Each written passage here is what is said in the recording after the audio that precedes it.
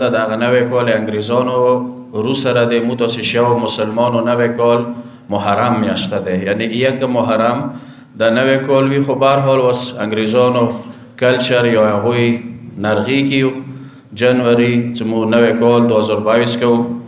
دې کې یو غلط رسم دغه دی چې مو هوایي فیرونه کوو، کیدای شي د غیر شرعیه وي، اسراف کې راسي، سړه ګولۍ د کچوکو سره ولګي د هغه کې راغللې. د دې وجې نه پکار دی چې ایمو داسې نوی کال هغه محرم دی.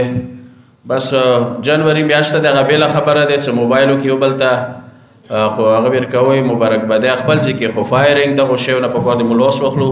حکومت عرب نه ظاهرا اعلان دی دې حوالې سره چې اف آی آر به ونیګټېږي داسې کسان باندې. خو به هر حال ما داسې خپلې خلخانې باندې دې حوالې سره پابندي وي چې دا شی نمونه ونه شي. دې نه علاوه لکه هغه صاحب عرض وکړلو 3 جنوري میجر جنرل شهید قاسم سلیمانی القدس برگیډ کوم جرنیل و واقعا دنیا کې یو عظیم انقلابي دی شهادت سره غلی دی. مختلفو ځایو کې دی حوالې سره قرآنخوانې دي، برسۍ دي او یوه برسي امام کلونۍ کې دی، سبا هفتې ورځ او اتوار شپې باندې دی. دین علاوه بیا اتوار ورځې ملاني سرا کلي کې دی، هلته د شهید حوالې سره قرآنخوانۍ دی.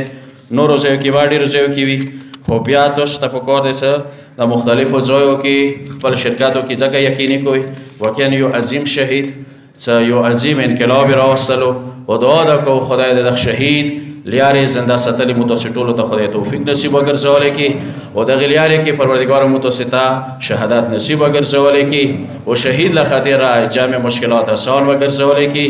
شهید روح دپاره، جامع حقدارانو دپاره، صاحبان چندې حقدارو دپاره. الفاتح.